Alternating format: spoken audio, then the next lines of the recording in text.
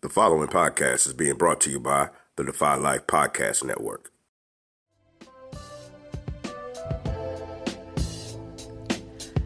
Welcome to Aftergate, powered by the Defy Life Network. Are y'all ready? Aftergate is a podcast series highlighting Colgate Alumni of Color in their professional endeavors aftergate. Are y'all ready? Aftergate is hosted by Alvin Glimpf, aka Al, and Herman Dubois, aka Jerry. Are y'all ready? We are doing Aftergate because Colgate University has produced innovators who have changed the world every day, yet many alumni of color and the mainstream Colgate community are unaware of the amazing accomplishments of alums of color. Are y'all ready?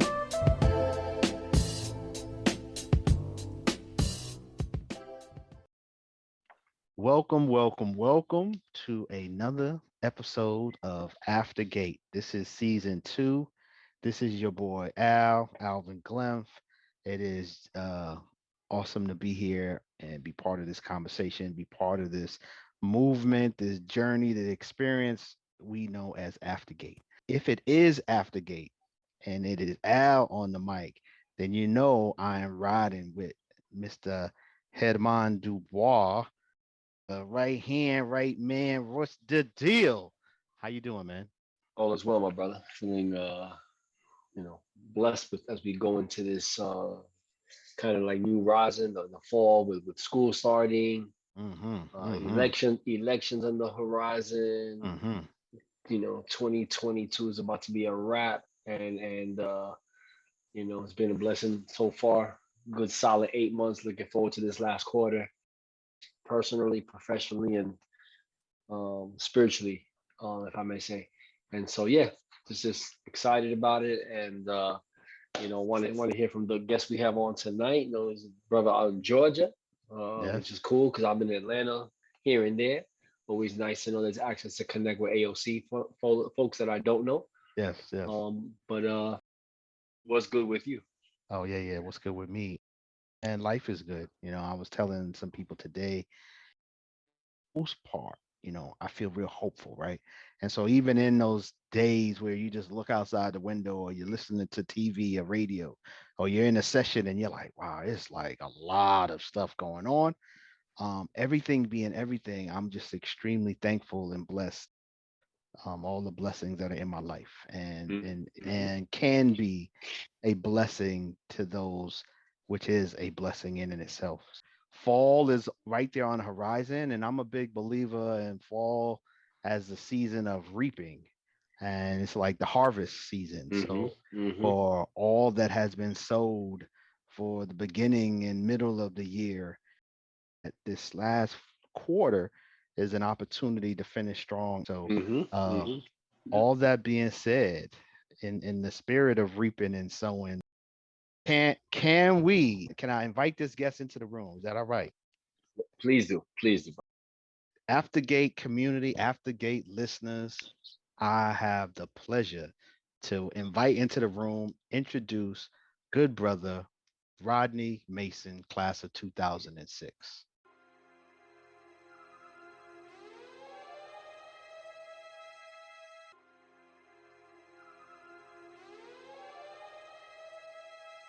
Yeah. Hey, what's up, man? Thanks for having me. I'm excited with Alvin. When you first put out the Aftergate podcast, I was ready to be a guest. I'm sorry I missed season 1, but I was gonna say he said he was eager, but he took him to second season to get on. I was eager, but you know what it was though? I wanted to make did you get the kinks worked out season 1. So the time we got to season 2. Hey, and we had some kinks. We had some kinks. We'll admit, You know what I'm saying? After going to Colgate, man, I would no longer be the test pilot for diversity. So I figured. Is that what you think you were? So I figured I'll wait to season 2, man. But man, bro, I am happy, man. Jerry, man, it's nice to meet you, man. I think we connected at reunion. I think you were at reunion this year, right? He was not. I was not. I was not. So maybe some other Zoom call or something we were on. I know we chatted before, man. So yeah, I'm happy to be here with both you guys and just share my Colgate experience, life after Colgate, man. Just chop it up with some brothers, man. Well, that's what's up because Yeah. we always like to bring the analogy of sitting around a kitchen table as the frame of reference. Tony introduced that in our initial show, our initial episode, and we really love to keep that as the frame of reference of us just catching up, sitting around a kitchen table, dip and dive into how things have been on your side. We always like to give context to our listeners where Right. have paths might have crossed. And you being the class of '06, definitely a little behind us in terms of us being on Mhm. campus. But I know for certain that our paths crossed when you were involved with the Alumni of Color Organization. So I think Yeah. that's as I kind of dug into my archives of where did I first meet this good brother?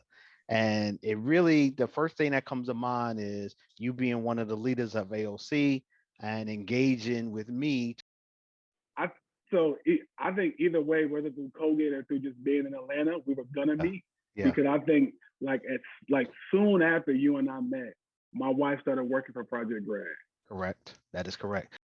Yeah. Yeah, yeah, How did Did you? yeah. So I gotta ask? How did that come up? Was it a meeting? Was it a gathering? Like, was it just? I mean, I worked for a college access organization. So we were all about college. Everything was college. So putting the brand out and let folks know I went to Colgate. I had a pennant up on my wall. I mean, I really wanted to expose not just the colleagues, but students and families who Mhm. might come through the office.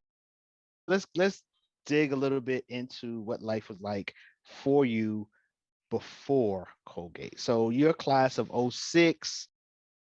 You graduate from high school '02. oh So two. so give us a sense what life was like in the world. What's life like for you was coming into Colgate? Man, I am from Syracuse, New York. So Mm-hmm. I am born and Wait, raised Syracuse, New you York. say Syracuse? Mm-hmm. I Mm-hmm. am from Syracuse. Whoa, okay. I didn't see I that am coming.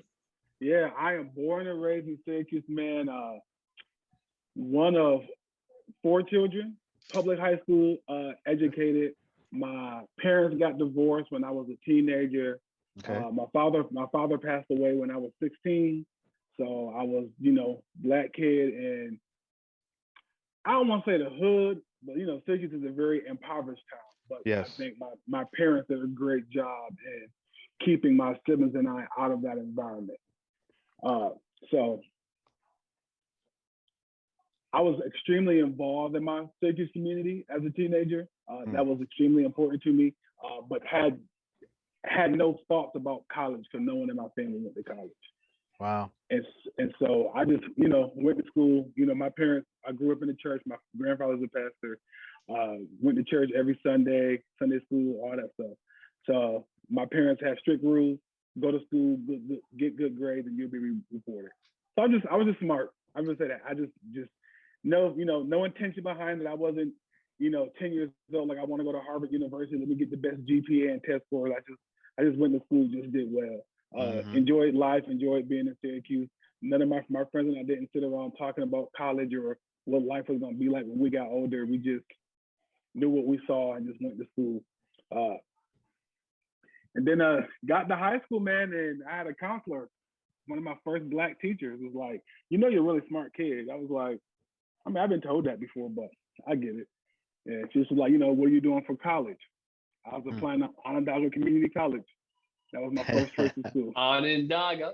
Onondaga. That was, So just for the record, because Colgate being so close to Syracuse, there's a lot of Syracuse folks that come through. Just for the record, what high school in Syracuse did you attend? so I'm really from Syracuse. I didn't go to like Liverpool or Bostonville and just playing Syracuse. I went to one in Syracuse before. I went to Fowler High School, GW Fowler High School. Yeah. Heard of Fowler before. Yeah, I was a Falcon man. Never heard of Colgate though. Mm. Never heard of Colgate until an admissions counselor from Colgate named Karen came to my high school to meet with me specifically to talk about Colgate. Colgate was doing it was called the Colgate Initiative, and I think that was the first year where Colgate was testing out being a need blind school for my incoming class. Okay. And so that's how I ended up applying to Colgate, man. I was just chilling, man, to be honest. I had I was used to my environment becoming a father at 16 or Mm. being killed or being jailed. I had friends that I grew up with who were murdered while we were in high school. So that wasn't nothing new to lose a friend at an early age. Mm-hmm. Never in my wildest dream did I think about a school like Colgate as an opportunity to go to Colgate. But, from my religious framework, God ordering your steps, it was meant to happen. Like I was so engaged and so involved because I just had a heart for community, a heart for people, but it wasn't with any intention that I'm using this to build a resume to get somewhere better in life. Right. And it just kind of happened that the things that I was doing in my community, things I was doing in my school and in my life was lining me up and preparing me to go to a school like Colgate. And it was crazy, man, because once I got to Colgate, then I want to meet all these people from the class of 87, 93, 86 from Syracuse who went to Colgate. I'm like, well, where y'all was at when I was in high school? Because I don't never see I ain't see none of y'all in the community, working with us. But yeah, so that was life before Colgate, man. I was just chilling. I was a regular teenager. There was in my mindset, there was nothing unique or special about what I was doing. I was just a regular teenager doing teenage things. Interesting that you made the connection of Syracuse alum. You didn't know when you was in high school, but that there were a lot who went. I mean, there were like 3 or 4 in my class alone, and there were more that came in the class behind me. Whenever we Syracuse guests on, it is just natural for me to say, hey, what high school? Because I know of the Fowler and Corcoran and Hennigan. Yeah, and Syracuse is a small city. So like every Colgate alum that I've met from Syracuse knows my family because Syracuse is so small. Wow. And so when I was like, oh yeah, you went to Corcoran? My uncle went to Corcoran. Who's your uncle? Oh, we graduated together. He was a year ahead of me. So it's so small. I had a Colgate alum who I met whose mom was my elementary school principal while he was at Colgate. Wow. Who do you remember the dude's name? Because he might have been Adam. Oh yeah, Adam Clark. Yeah, okay. Adam Clark. Adam's mom, Mrs. Clark, was my principal in elementary. Wow. That's good stuff. So give us a sense of what the transition was like when you get there, then, because it had to be different. It was different.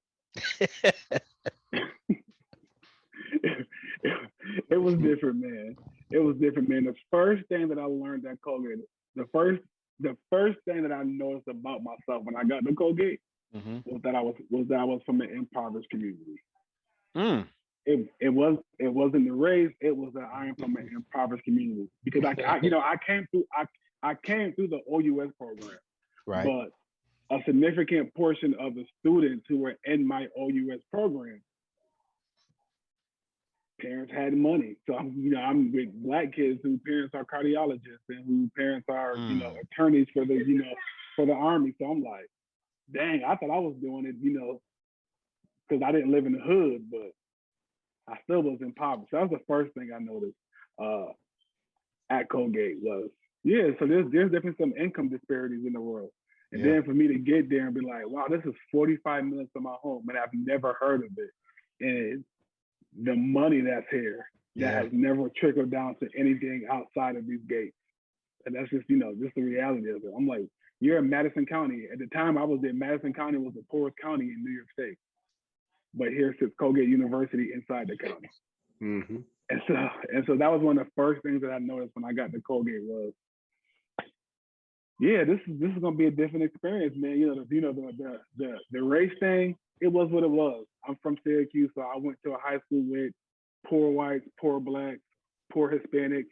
And so, we dealt with kind of race. I dealt with race issues different. I grew up with Republican mayors who the city loved.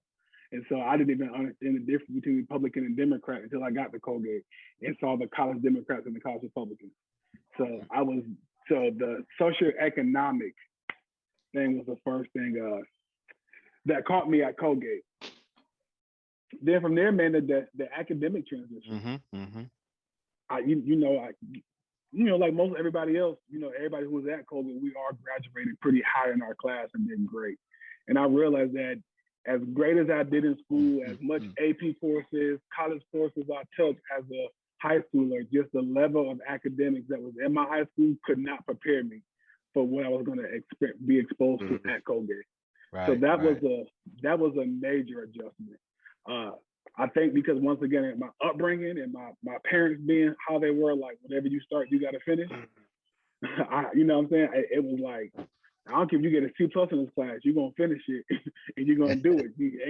Ain't no withdrawal, you know what I'm saying? So, you know, I had to adjust academically, man, and to just looking at the world from a different picture, economically.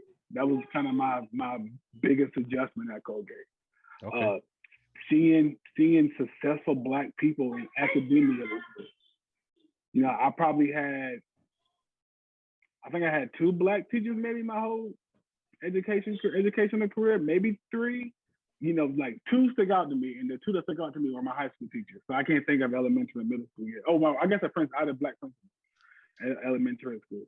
And so to go from that to go into a class and sit with a Harvey Sandema and like, you got a PhD from Princeton. They live, you know, so how people like us get to go to Princeton? Right. You know, so you know, so that was new for me. You know, where I come from, most of the people in my community are retail workers, work in, you know, service industry, or CNA, certified nurses assistant. No RNs, you know, very few LPNs, definitely no doctors. And so for me to get to Colgate and be like, not only are these teachers, but these are Black people with PhDs. These are Black people who are associate deans of the college, and like they're extremely educated. That was new for me. That was new to see that, and new to be in that environment. And I had to learn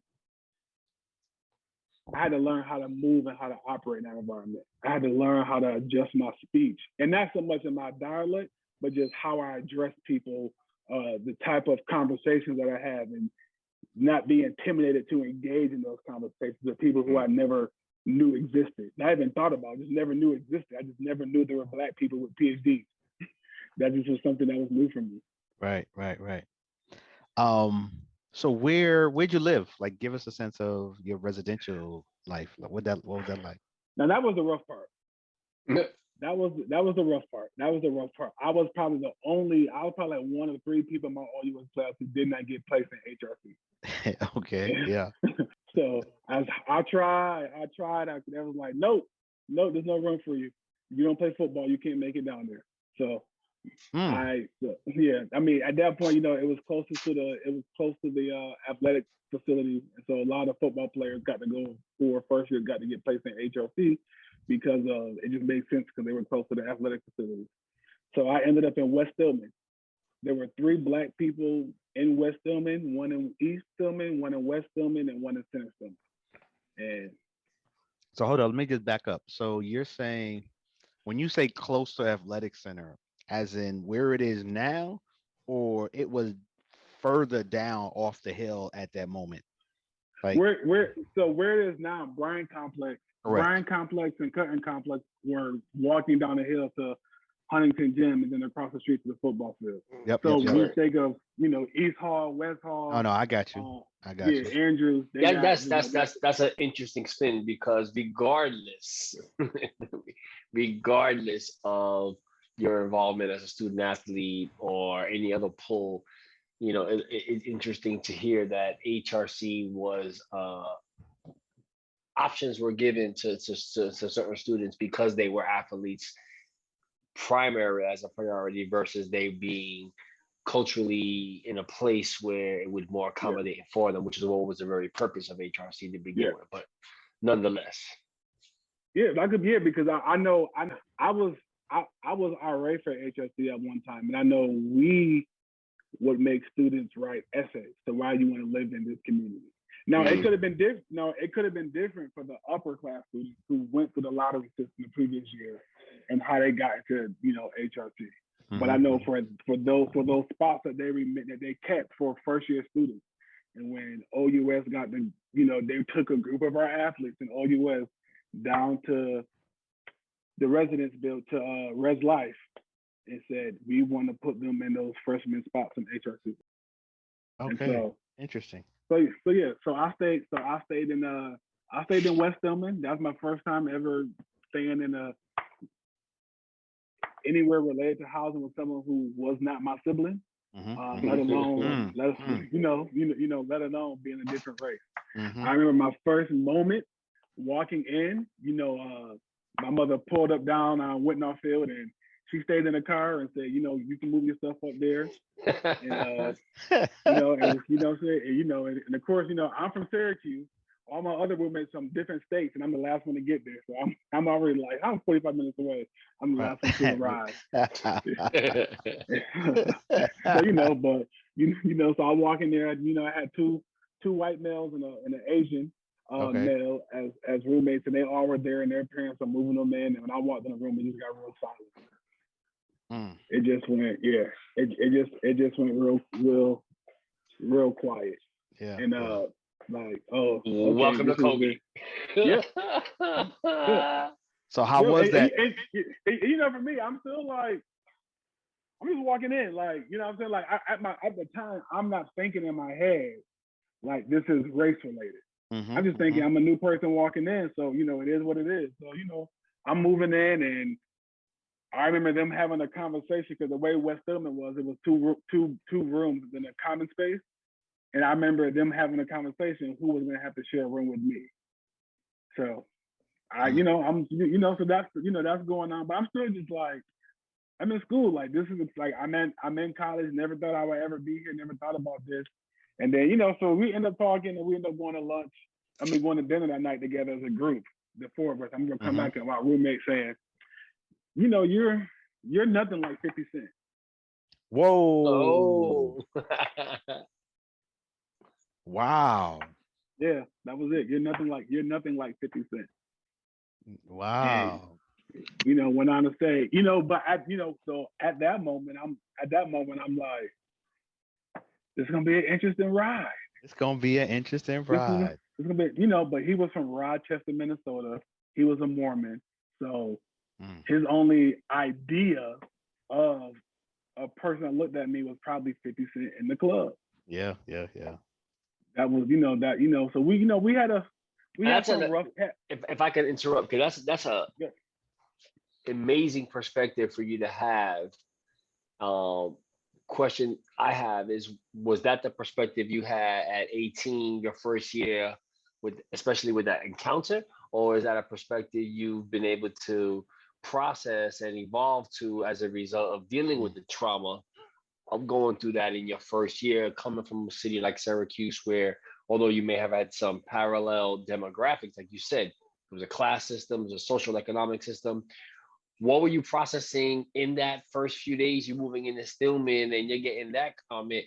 Were you able to have the incredible maturity to say, you know what?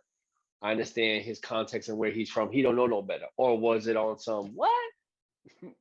I don't know if I would have been able to handle that gracefully. I'll be honest, man. It did not offend me until I was told that it should have offended. It was offended. That's good point. Yeah. It did not. My antennas didn't go up like you just encountered your first microaggression. It just didn't. It was like, this is just somebody saying I'm not like 50 someone Cent. else. I don't know if he, right. You know what I'm saying. I don't know if he's saying it because I'm from New York and 50 from New York. He thinking I'm not like a New Yorker. So, you know what I'm saying? That my mind never just went to this is racially motivated until I went to the HRC sometime that week, and my friend was like, "How are your roommates?" I'm like, "Oh, that's cool." One of them said I'm not like 50 Cent. Oh, and then it became, like a huge group dialogue, and I'm like, I went to school with white people. Right. But then, sitting in class and beginning to have these conversations put me onto a lot of things I was experiencing my first year. So like, my first year, my roommates decided. So I was involved in African American Student Alliance, and we were doing like stuff for Kwanzaa. So my roommates decided they were gonna get me a gift for Kwanzaa. Wow. So I came back to my room, and on my desk was a can of dark chocolate Reese's peanut butter with a note that said, "Happy Kwanzaa, Rodney." And so, interesting. Okay. Yeah. So that's when residential life gave me the option to move out of my room. Wow. Okay. Really? Yeah. That was their way. That Yep. was their way they chose to address that. That was the way they chose to address it, was we can relocate you. So they gave me a key to oh Lord, what was the new dorm? Not Drake, Curtis. They gave me a key to a room in Curtis Hall. Said whenever you need to get away, you need a respite, you need time, this room is for you. So I had 2 rooms on campus my second semester. And how did you split it?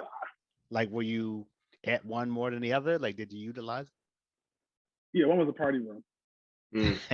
Okay. He utilized it. Curtis became the party room. My friends was like, yo, you got 2 rooms, like that's gonna take that. But this is kind of where now I'm at Colgate, and I'm in African American Student Alliance. I'm in Brothers. I'm meeting Harvey Sandimo. I'm taking Black Diaspora with Brian Moore. So now I'm starting to have these academic conversations about race and the history of race in a way that I never had before. Because when I was in high school and I took Black history, we just learned about Africa and the Egyptians, and learned about like the history of Black, learned about, just the history of the African American struggle in America, but never had to contextualize it and critically think about how this legacy continues to shape and impact how Black people are treated or viewed in society. So it wasn't until Colgate that I began to have those conversations. And then I began to understand my experiences at Colgate differently.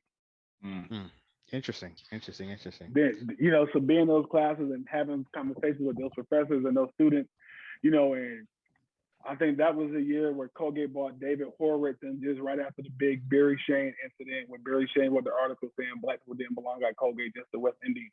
And so, so I'm living through. Oh wow, I remember that. So I'm living through all of that, and so all the seniors are those who've experienced that, and they're still there. So I'm caught up in. At this point, I'm starting to take on feelings for something I never experienced. Interesting. So now all the emotions that the upper class students at Colgate felt when this letter came out, or these racial incidents that happened in the past that I never experienced, and I'm a fresher, just by being in a room with them and being in a conversation with them, I'm starting to feel those same feelings as if I was there. And that began to shape my view, kind of figure out what's going to be your role here at Colgate. Wow. What are you going to do while you're here? One of the things I remember around that time is the students on campus reaching out to alums of color and letting us know what had happened, and kind of getting advice and asking us to advocate on their behalf as, they worked what they need to work on campus. Yeah, that's how I got involved in ALC. I got involved in ALC as a first year student. Met Angela Moody Robinson, who was president of ALC at the time, and we met at some function on campus at Alana, and she was like, "I'm going to make you the alumni. I'll make you the ALC student rep." So I was a part of the board, and I was a member of AASA, and I was this ALC rep.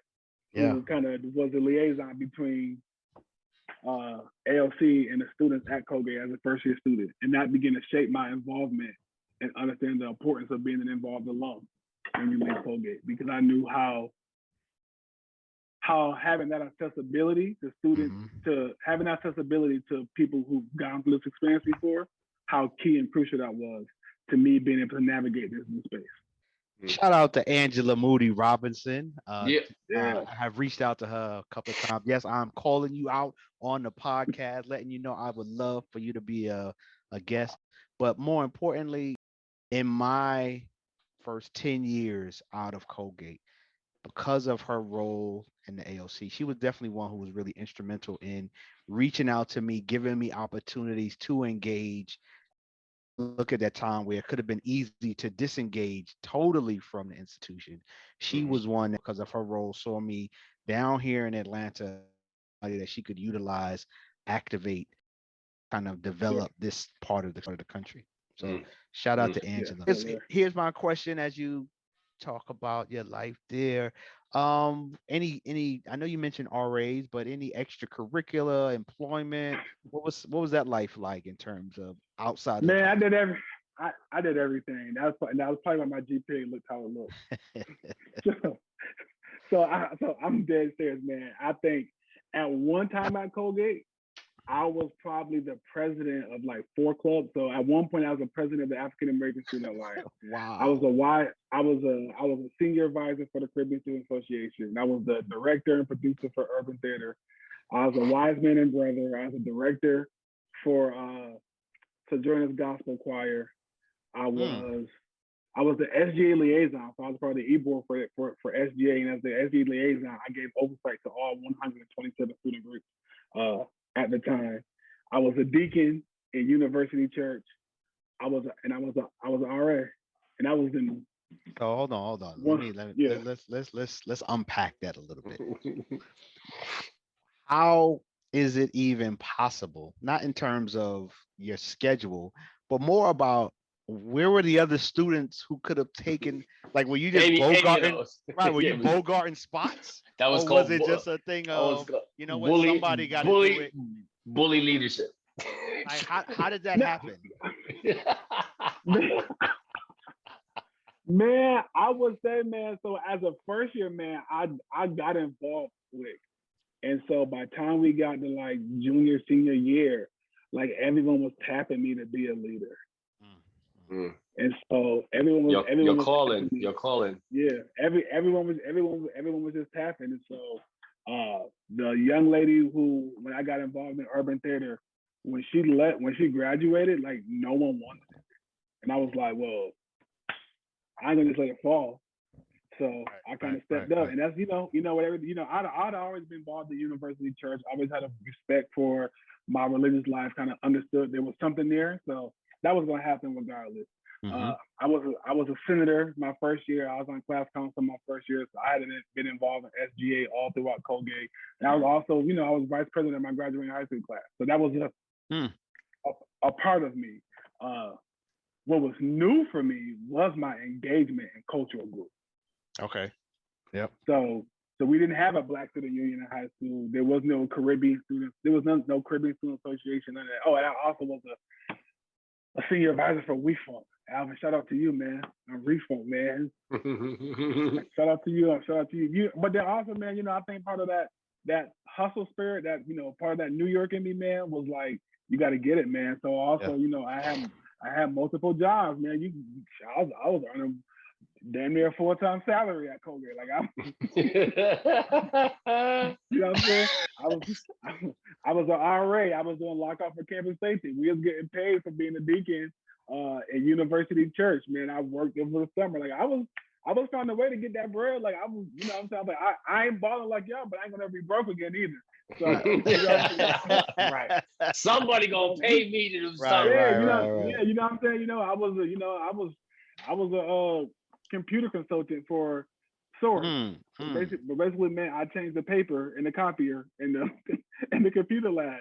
But there, you know what I'm saying? But it was one of the highest paid campus jobs on campus, man. So I was earning that money. I was a research assistant. I worked in Alana.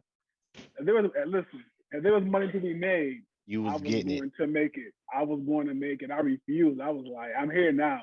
Everybody else walking around in Giuseppe's. Everybody, every time I go into the lock, every time I go into the mailroom, I see J. Crew boxes coming in, and everybody, I'm not gonna be here. I'm not gonna be here forever wearing Old Navy. This ain't gonna work for me. Step my game up. I gotta step it up, man. So, but I think that's part of that. Growing up in my childhood, watching my parents work hard, knowing that I didn't have a safety net to fall on, knowing that my mom was like, I'm gonna work my butt off to get your tuition paid, but all that extra stuff on you. I'm gonna give you the money to go to Slices and get pizza. I'm not giving you the money to go to the jug. You're gonna have to earn it. So kind of like, this is my responsibility to my family. By the time my younger brother and sister graduated and they went to college, I was a college student and they was the first year and I was sending them money. Like, I ain't gonna call home. I ain't gonna call home and ask for nothing. I got y'all. I'm in college paying their cell phone bill along with mine. And my mother, like make tuition. That's just kind of how the household was. It was kind of, that was just it. So with all of your, roles, some work responsibilities, some student engagement responsibilities, some personal choices.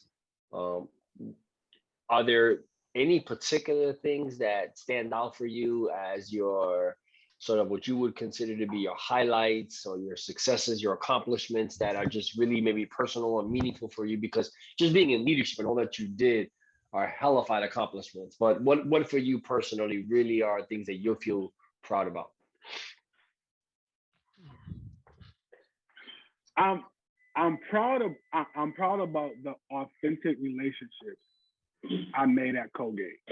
I'm extremely proud that I was this Black kid from Syracuse who had no idea about college and didn't understand college.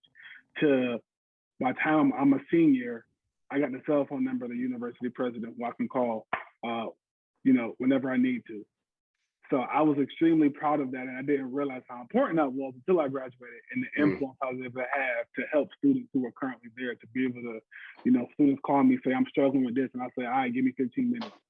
And I can make a phone call, and they call me back like, oh, I got a flight home. I know you did. And so that stuff was meaningful.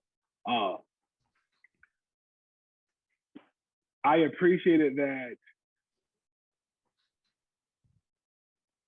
Oftentimes, at institutions like that, they tend to highlight a few people who look like us to be the voice of our community. And I was proud that I did the work at Colgate, not only in the class, but outside the classroom, to be a conscious voice. If I was going to be the person who the dean of the college was going to call in because there was an issue going on with a Black student and what they experienced downtown Hamilton, I was proud that I made myself conscious enough of what was taking place in my community at Colgate and at home and in society, that I could be a reasonable and a voice to hold the university accountable for when I felt like, or when I understood that you weren't doing all you could do. And that's not a voice that I had when I first got to Colgate. And that's not something I understood was important when I first got to Colgate. Because for me, I was just going to college. Yeah. And quickly realized at Colgate, this is more than just that. This is more than just that. So that was a moment that I'm proud of. Dope. We'll put a pause right there so that we can show some love to our sponsor, and then we will bring it right back and finish up this conversation with this good brother Rodney Mason, class of 06.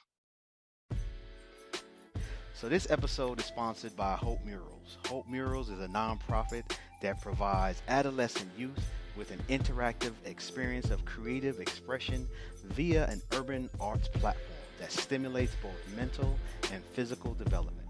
Please visit their website at www.hopemurals.org to learn more and find ways you can support the work they do. Welcome back, and welcome back to all our listeners.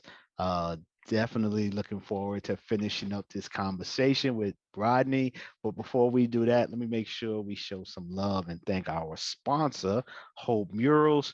Check them out on their website, hopemurals.org, and show them some love.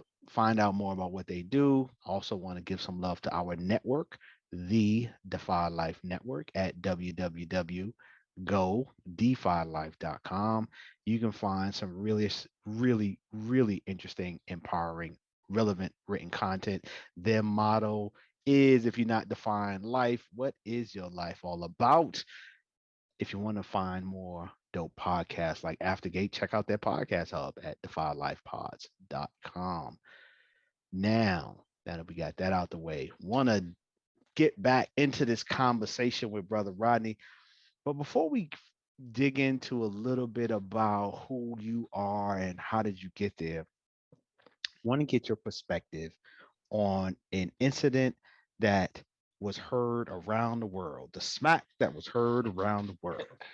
And I really would love to hear your take on Will Smith walking up on stage because he said he was triggered and smacked Chris Rock because of the joke Chris Rock made about his wife. So curious to hear your take on it. And even we've heard Will offer apology since then. So it has continued to be in the news. Chris Rock has been fairly consistent in not trying to engage with Will Smith or necessarily about the topic. He hasn't really offered an interview, cracks a joke every now and then, but for the most part has just kind of left it alone because he said he's not ready to really dig into it. Love to hear some of your thoughts on that incident and the aftermath. Oh, Lord. So listen, this is where I struggle and go in between my political correctness and my academic career, and and pairing it with my actual experiences and my upbringing and just kind of how I view life based on where I've come from. Now that the dust has settled in some ways, I find myself empathizing more with Will Smith, and especially how he's been treated post the event. And it's just an interesting place to be in, man, because as an academic, as a professor, I want to say some things that are, aligned with, no violence and, that was out of line. And I get all, I get all of that. But the husband in me, the born and raised in Syracuse, New York in me, is like, it's slapped every day. Right. True that. True that. For less. Yeah, like you get slapped every day. Like, you know what I'm saying? Like you dap it up, you hug it out, and you move on, So I've become more triggered by some of the comments that celebrities, particularly white female celebrities, have made concerning what happened and them not being checked. Because there's certain words, in my opinion, that consciously and subconsciously that white people are, that they just use to describe Black people, particularly Black men, that is just triggering to me. Because, because I wonder sometimes where those same words have been used with Adam Sandler. If it was Will Ferrell. And so I think it's a thing of holding our people accountable, but still being able to protect them in the same sense. Not easy. Yeah, I was a youth pastor for a while, and so if I was using one of my lingo to my kids back those days, they would say they're dragging it down. Like I think it's just people get slapped. Was it wrong? Yes. Would I have done it? I wouldn't have got caught. You said you wouldn't have got caught? You wouldn't have got caught. Did it in the commercial. Yeah. Right. It wouldn't have been recorded. I would have thought you out backstage or something like that. Like you gotta be smarter than that. You can't get caught doing that. Yeah. You know what I'm saying? And this, I'm saying, this comes from the pastor. Like you can't get caught, man. But this is coming from the pastor. This coming from the pastor, man. But so yeah, man. I've been really bothered just on the treatment of Will Smith in the media from this process, like watching interviews and listening to celebrities make just random comments, and I'm like, come on. I'm like, Alec Baldwin shot a person and he didn't get this much grief. Like, you killed somebody. Right. You know what I'm saying? Dick Cheney was vice president. He shot somebody. You know what I'm saying? That didn't trigger you? But you triggered by seeing a Black man slap another Black man? A slap? It wasn't no brawl. It was just, you know what I'm saying? And this is that to the academia. I mean, like, I don't want to minimize it. Because what may be just a slap for me can mean something completely more for somebody else based on their history of abuse and what they experienced. But for me in my house, people get slapped every day. It was just a slap. Yeah, but for some, the slap is a little more demeaning than a lot of things. It It is. I told someone that. So if he had punched him in his face, it'd have been better. Yeah, it would have been less demeaning, not necessarily better, but Okay. Alvin, you are 100% true. Like I told one of my homeboys, I was like, if I'm Chris Rock, I'm more embarrassed slap me than he punch me. Like you, like slap me is just like, it's like just slap, like knock me out. But you know that's that's community, right? You know maybe that's part of those intricacies of those layers of our community that no matter how we grow is still a part of it. Because growing up, like I can think of times where there was somebody who was like, I'm not gonna fight this person because I know it wouldn't be fair. So you have I Am Legend and Pookie, right? And so that's the theatrical dynamic right there. What he just described. Man. Yeah, man. Yeah, because I even think about, man, just like even times growing up when I got in trouble for stuff in school, or like, but if it was it mostly was with another Black male, even though we just had an altercation, I'm gonna try for both of us to have the least consequences possible, because there's still that solidarity of we know the same, we have a sense of the same struggle. It's kind of one of the things, like when we get, what I'm saying, we know it just threw me off. It just threw me off, man. That's actually a very interesting perspective, and it's actually a great kind of like segue into sort of who you are now. And I'd be very interested in you sharing the journey of, so you graduate Colgate, and give us the highs and the lows of how you end up where you are now in terms of who you are, what you're doing, and how all you have done has shaped that. Yeah, man. So Colgate, let me not say Colgate. Let me say the people of Colgate. The people at Colgate. So like your Tyrone Russell, your Adrian who worked at OUS, Sarah who worked at OUS, your Alexis Yancey's, your Ronnie Millens, like they really helped me understand the importance of community. Like I didn't understand it. I didn't understand the attention of community until I hung around people like that at Colgate. And so I remember being the first year, and Tyrone Russell like, hey, if you're not going home for break, we do a big Easter dinner at Colgate amongst the Black students. We all just chip in, buy food, cook, and spend Easter together. And for me, that was like, bet. I can go home. I'm 45 minutes away, but I'm gonna stay here. I started planning at Colgate the week before Thanksgiving break of Thanksgiving dinner. All the students would, the Black students would buy food. We'd cook the stuff that we like from back home and meet in Alana, bring our food. And some of us would cook together in Alana kitchen. So I think that sense of community that I got from Colgate followed me throughout everything I've done. Everything I've done, that idea of when you find people or encounter people who look like you, at least have a recognition that there are some similarities in your experiences. And so figure out how you can support them. Just, kind of like Issa Rae, right? I'm rooting for everybody that's Black. So I think that has been my mindset from leaving Colgate, from beginning to see and understand like just how difficult it is for people who look like us to navigate certain spaces. So whatever I can do in any situation to help someone have an easier road, it's my responsibility. It's my calling to do that. So I left Colgate, went to seminary.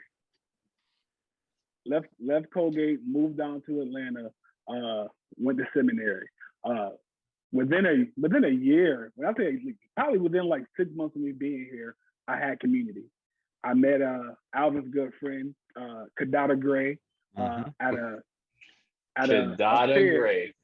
I met and Kadada's from Syracuse. Kadada's from Syracuse. She knew my family because she's around my older cousins because she's around their age, so she knew them. And her and I met at a college fair, and from there, I worked with her on some stuff, and she said, "You got to meet Alvin. You know, you did We-Funk. Alvin's a pioneer for We-Funk. You know, so I've always heard Alvin name, but we hadn't met. Then we finally met, and then we connected, and then that was like a March of April random, and then he was like, "Come to my birthday party. It's called Mayhem. It's a name." You know what I'm saying? So once you get to Mayhem, that's it. You're in. You're in. Well, in like Flynn. Yeah, but I and I use that to say that immediately the Colgate community extended itself. Yeah. It was, I'm no longer in Hamilton, New York. I'm now in Atlanta. And I meet these two individuals who I never stepped foot on campus with, but we've had the same experiences while there, so we were automatically bonded. And so Alvin, and I just was like, "You need anything, bro? Here's my number. Let me know. Just hit me up. I know you just moved down here from, you know, you just moved down here. You by yourself. Just hit me up." And so from there, man, went to seminary, finished seminary, became a youth pastor at a church, man, started a college program at my church. So my church is in DeKalb County, man. At the time I was youth pastor, DeKalb County was in jeopardy of losing their accreditation. And so I just realized, like, yeah, these students probably aren't having the opportunities that was afforded to me. So I started a college program. Since doing that, I've sent 3 students from my church to Colgate who graduated. Wow. Awesome. And you know, so that idea of being responsible to your community has stuck with me since leaving Colgate and was embedded in me at Colgate. So, you know, I have my own college consulting company where I work with high achieving minority students on realizing their college dreams, whether that's you want to go straight into military career, you want to go Ivy League, whatever you're thinking about doing, my job is to help guide you and your family through that process. And that's part of my DNA. That's definitely a part of my DNA. I currently still pastor at a church. I'm an associate pastor. I went back to Duke, got my doctorate. I'm also an adjunct professor of theology. I love that. I love working with adult learners only because I find myself working with primarily minority students who started college and life interrupted their completion. And now they're trying to navigate at 40, at 30, at 50, like, how do I complete my degree? And not only am I your professor, but I'm your cheerleader. Now I'm able to, now that I lived a little, right, I'm able to say, like, yeah, I get it. This is hard, but this is why it's important for you to complete this goal, to accomplish this goal. You know, I go to bat for my students, man. I work with them. I make myself available. So I just know how important it is, man, to see people like this win. So, you know, Colgate has definitely been, life after Colgate has been great. You know, had some really good highs, had some really low lows. My wife and I, our first child died as an infant. So we went through that whole process. And once again, man, Colgate was there. I had, you know, we had his memorial service, man. The university sent a huge flowers. I had people who I graduated with who weren't Black reach out to me and send, you know, cards to my house and send stuff. People came in from out of town just to be there for me. And that was, you know, my wife, that was her seeing just Colgate Network, man. So, you know, I was able to join a fraternity once I finished Colgate. A Black fraternity couldn't do no white one at Colgate. You know, that's for some people. It just wasn't for me. So I, you know, pledged, became an alpha post-graduation. All that's been great, man. And I take Colgate with me. Speaks of the black and gold. I ain't mad at you, brother. Hey, man, you got to, man. Ain't no other way to go. All right. Listen, I took about the time, man. If I knew about Black Greek life in high school, I would have went to Cornell. True that. I would have went to Cornell, man. I don't know if you know. I don't know if you know the history about the several efforts that brothers made at Colgate to bring Black Greek life to Colgate before, you know, and even before I got there, and then when I got there, and so that's a whole nother discussion. Yeah. But whole nother discussion, man. Because I'm a part of it now. I'm like, y'all. It's a journey. Yeah. It's a journey. Okay. But speaking of journey, I'm curious to hear your journey in terms of engaging with the institution, because you've served in several capacities as an alum. So I'm curious to hear you also just share a little bit about that as well. So outside of being chair of Alumni of Color, AOC, they kind of given some leadership to AOC Atlanta, kind of corralling that. I'm now part of the Alumni Council. So I've done a lot of things as an alum. It's just important. Like I go back to earlier where Angela Moody Robinson was first having me as a first year student. And those connections I made with alum. Yeah, I think about it. I was at Colgate. I got to Colgate in 2002. And I met Dr. Gregory Three, like within my first 2 years. And he was class of like 69. You know, so for me to, to be there in 02 and meet somebody who's, almost 30 years, 30 plus years post that just spoke to the Colgate network and the Colgate community that I was like, okay, I got to keep this going. Like, like there are students who are at Colgate who are going to have some of the same feelings I had my time at Colgate, and I want to make myself an available resource for them. So my first couple of years, man, I was more focused on student engagement, student contact.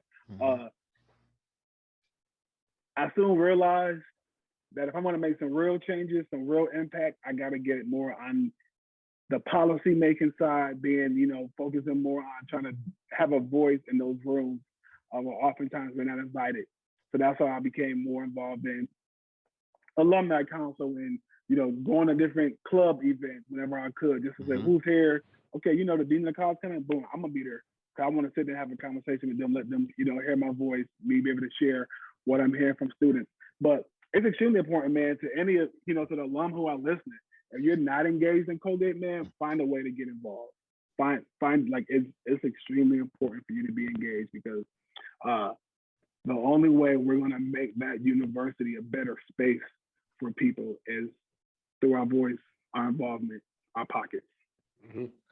I share people, man, some of the things that I've experienced at Colgate, I look back now at 18 and say, I didn't have the consciousness nor the voice to articulate to my feelings, but I have it now. And those moments where I felt silent at Colgate, I refuse to ever feel that way again. What was your? Why, as an alum, go ahead. No, I was gonna say, what was your major, and how did you land with that major? Man, I entered Colgate, man, as a biology and psychology double major. I wanted to be an OBGYN. I wanted to be an OBGYN. Okay. And then, wanted to be an OBGYN. Then did OUS, man, did the SME program, Science Math Initiative, did all of that. One of the professors in there was like, well, you want to do biology and psychology. Why don't you just do one major and do neuroscience? So I was like, let me get neuroscience a try. So I'll take that. That didn't work out. that didn't work out for me. I said, let me stick with bio and psychology, man. Then I met Harvey Sindema. Craziest story ever. Like, when I say this is the craziest, like, I didn't know this dude. I'm in Frank dining hall with other students, and we're eating, and dining hall, you rowdy, you laughing, you joking, you cussing and cracking jokes and all of this, man. I'm doing all of this.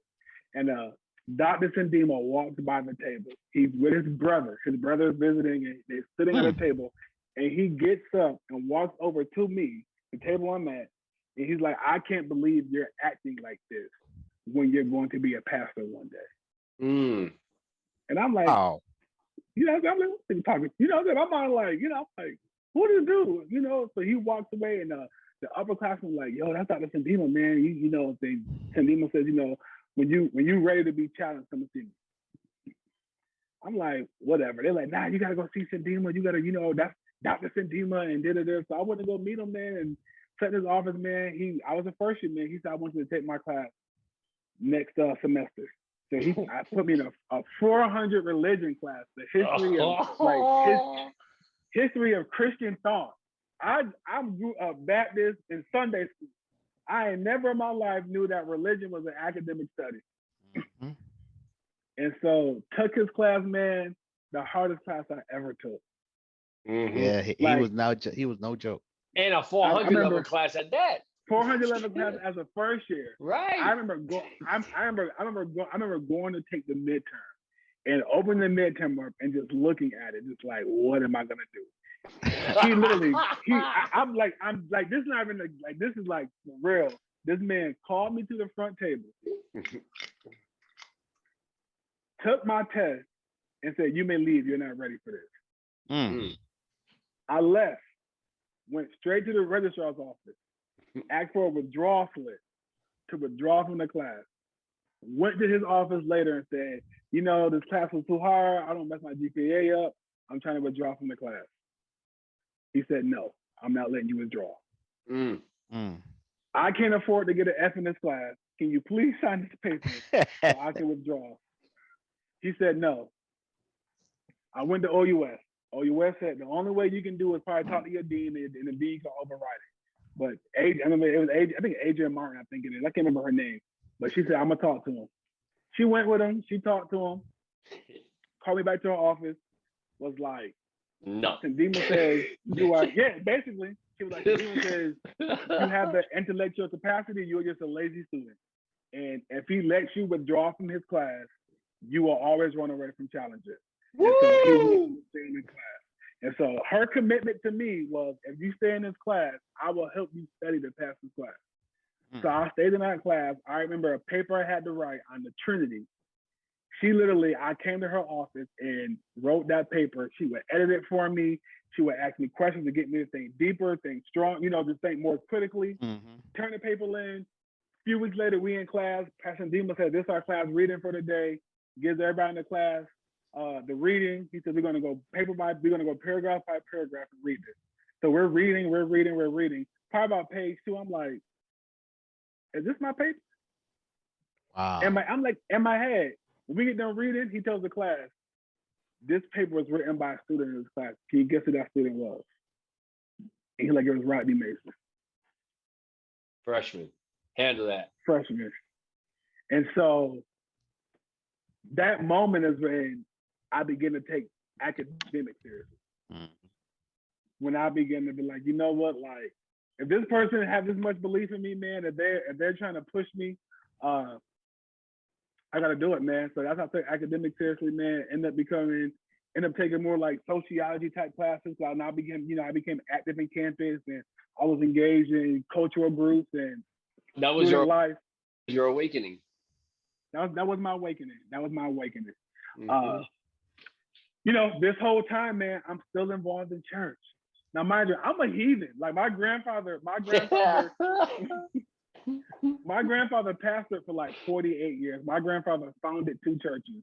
I grew up in my grandfather's church. I am a steward in University Church. I'm in a gospel choir. T.D. Jakes was coming to Syracuse to preach. My grandfather was part of the people who organized it. So he got me tickets for the gospel choir to come to hear T.D. Jakes speak. Nice. This was spring party weekend. Ooh. We load the Colgate. With my grandpa, I had to go. We load the bus up, go to the Ion Center in Syracuse, while everyone else goes inside and they go to the T.D. Jakes event. I leave with somebody else to go to the liquor store because I had to do a liquor run to bring back the Colgate for spring party weekend for everybody. Yes. That was just it, man. But for some reason, man, I always found I was listening. Listen, I had freedom. Listen, I grew up in church, man. I was at Colgate with no curfew, wasn't no rules. My mama don't know what I'm doing. Like wide open, get it, man. Wide open. Colgate had me open. Well, I can go out every night. There's always something to do. That impacted GPA, but I loved it though. I lived it. I lived that experience, man. I'm just taking classes, man, and Dr. Sandima had me do a paper on Adam Clayton Powell Jr. No idea who Adam Clayton Powell Jr. is. So I read Adam Clayton Powell Jr., man, reading about his awakening. Adam Clayton Powell Jr., Colgate student, father comes and speaks in the chapel. They realize that this is a black dude. He's just passing for white. He leaves Colgate for a semester or two, ends up pledging Alpha in New York City. He gets his consciousness, comes back to Colgate, finishes it, gets his call to ministry in Andrews Hall, as he describes it. God spoke to him in Andrews Hall on campus. And so I'm reading it. So I'm reading this and I'm like, this is me. I'm like, wow, like this is me. This is a New Yorker at Colgate encountering this type of, experience of white people getting his awakening, understanding what his calling is. Adam Clayton Powell Jr. goes off to do great things. And so, by reading that and understanding that, man, I remember I spent spring break that year in Harlem with one of my classmates at Colgate, just walking. Just like, let me just kind of get a better sense of Adam Clayton Powell. Went to Abyssinian Baptist Church, went to the Apollo, just walk same streets with Adam Clayton Powell Jr., man. That's when I said, I know what I got to do in life. I wonder why, I'm doing all this stuff, but I'm still being called to the church. Mm-hmm. Mm-hmm. I'm telling you, like, I'm out. We Island Vibes, we Palace Theater, we the Jug. I'm partying at KDR, DU, but it don't matter. I was up Sunday morning doing an offertory prayer in chapel, in the chapel with a, what I'm saying, with a marker, with a marker. I'm running like, bring the drums down, son. Bring the drums down. We gotta sing this up, but I'm gonna be too loud. Black marker still in my hand with the X, man. But I was in church, man. I was doing ministry. And I didn't understand it at the time, but God was just kind of preparing me and prepping me and like, this is what you're gonna do. And I began to see the connection between my racial identity and my spiritual identity and how they went divorced from each other. Mm-hmm. And so that is what, so I ended up being a religion and African studies major at Colgate, end up going to seminary. My master's, my thesis in seminary was models of liberation for the hip hop generation. Mm-hmm. Colgate brought me back my last year of seminary to present my work in front of James Cone, one of the highlight of my life, because he is, the father of Black theology. Yes. And for me to be able to sit down and present this and then go to dinner with him and Diane Stewart and Tracy and Adam, Pastor Tadima basically brought all his students back, his top students, and for me to really be considered one of them. Mm-hmm. So, I'm just a lonely master. At this point, I got a bachelor's. I'm working on my master's. And I'm at dinner with Harvey Sandima, James Cone, Rebecca Chop, Diane Stewart, Adam Clark, and Tracy Huck. And I'm at dinner with them, and I'm like, heavy hitters, bang! Yeah, you know what I'm saying? And I'm like, do I belong here? And James Cone, like, you sit next to me. So I'm sitting next to him all dinner, and he's just interested in my work, man. So that impacted kind of, when I became a youth pastor, how I didn't divorce my racial. I made sure my kids understood what it meant to be Black and Christian. Mm-hmm. And how, in many ways, your faith is going to inspire your social justice work. Mm-hmm. Mm-hmm. Yep. So that's, end up getting my doctorate from Duke. My dissertation was on the rationale for using hip hop as a tool for spiritual formation in African American males. That has been kind of my emphasis, just working with young Black kids and making them feel welcome and accepted as their whole selves in any space they walk in. That's my academic journey, man. Dope. Tell me, you publishing soon, right? You publishing soon. Listen, I'm like one chapter away from finishing this book, and it's been like 3 years. We keep having babies. We keep traveling. Every time I try to finish, man, life happens, man. Life interrupts. Life interrupts. That's man. All right, though. That's all right. Everything has a season, so go on and knock that chapter out. And in context, something that I wanna reframe, and you help me really kind of feel like it's a confirmation. We oftentimes have these opportunities to meet outstanding people who have done amazing things and have had an amazing journey. And we oftentimes say podcast talks about, the Colgate journey, but I think we need to reframe it and talk about it as this is the Rodney Mason journey that happens to have a little element of Colgate in it versus the Colgate experience that experienced Rodney Mason. You know what I'm saying? And so I'm applauding and cheering for your success, because I know the context in which you had to navigate to achieve that, and the awakenings and the Obi-Wan Kenobi experiences with Dr. Sandima, and you being a young Jedi, and just and I'm always reinvigorated because there are so many examples of that journey out there in the world that I get to hear about. And so I applaud you, brother. I applaud you. I mean, I appreciate that.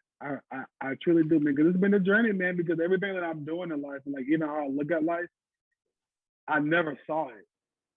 So I never, it was never intentional. It was never like, it was just me just trying to be the best. That's because it saw you. Yeah. A statement and a line that I've been using, I heard a couple months back, and I've been sharing it with folks, is that as you continue to benefit from not only the Colgate network and the Colgate family, but just meeting people in your everyday life, professionally and personally, that there are no coincidences in life. It is God's way of remaining anonymous. And so run with it, brother, run with it. Finish that chapter, as Brother Al said, and continue to educate the masses. Yes, sir. So last question, really it's just an opportunity for you to share and promote an initiative, website, project, anything that you would like to get out into the Aftergate community so that they could offer and leverage their support in as you direct. But part of this podcast is really to harness this community to support more of Alumni of Color's endeavors. So is there anything that you'd like to share? Yeah, man, the major thing, man, is so my wife and I kind of said this earlier, my wife and I lost our first son to premature birth. He lived for 12 days and then he passed away. And so my philosophy has become grief is just love that has nowhere to go. And so grief is this amount of love that you this love that you had that you were looking to pour into something. And when it's taken from you, it has nowhere for you to go. So I had to find an outlet. I had to find an outlet for the love that I had for my son. So we started a nonprofit called Rodney's Gift. Rodney'sGift.org is a nonprofit that focuses on raising awareness for maternal health, specifically maternal health and Black women and Black community and infant mortality. My wife and I have been ambassadors for March of Dimes and went around Georgia speaking on behalf of this issue. We launched our own nonprofit. We do three things. We offer scholarships to nursing students. So students who are currently in nursing school, we offer scholarships to them to help them pay for books, kind of finish their journey. We do workshops and offer awareness seminars to talk about this issue. Other thing, my second son was born premature, and the hospital that we had to go to have him is probably about an hour from our house. And doing that, he was spent 30 days in the NICU.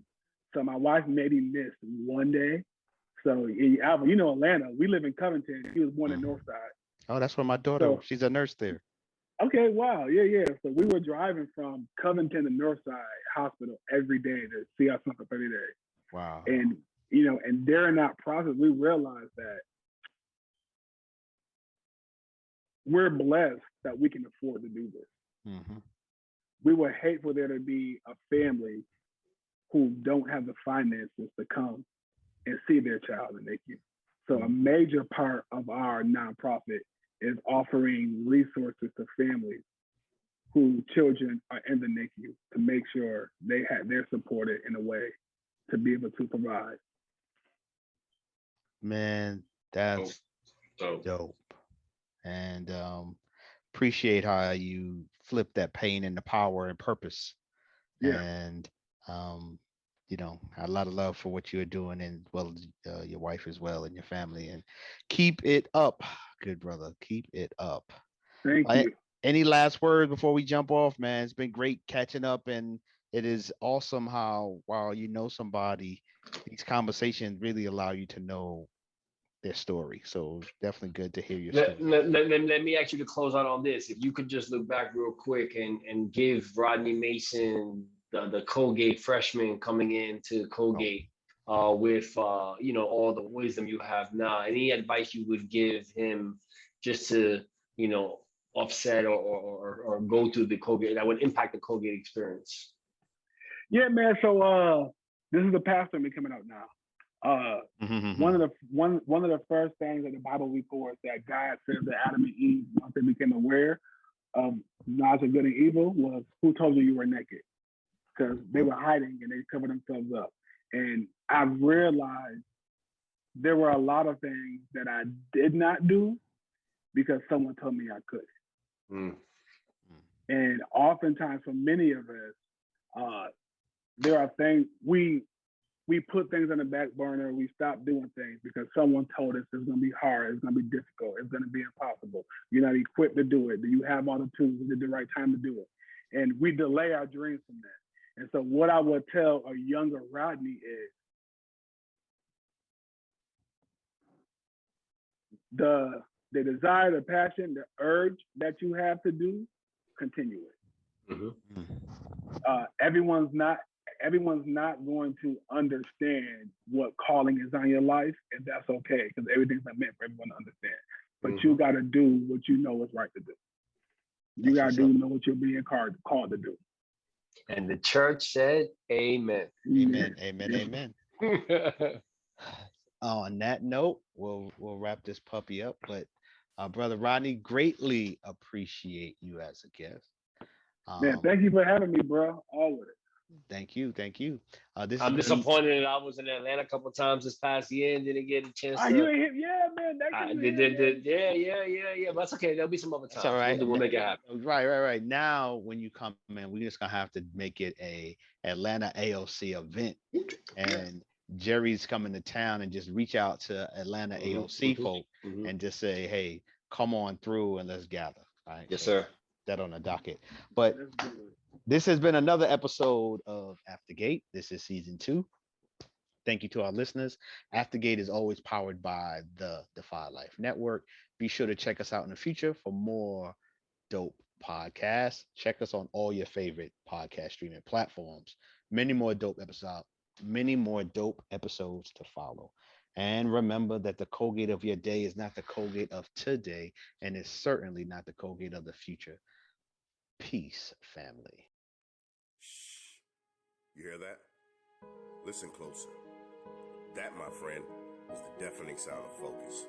It drowns out all the useless noise that can clutter the moment. Naysayers don't exist. Haters? Smaters? The peanut gallery? Who's that? When you in your zone, all that noise and all that buzz is just elevator music. So, enjoy your journey, focus on your goal, and bask in the quiet roar that is progress. Because when it's your time to shoot that shot, spit that verse, or close that deal, the only voice that matters is yours. Defy Life.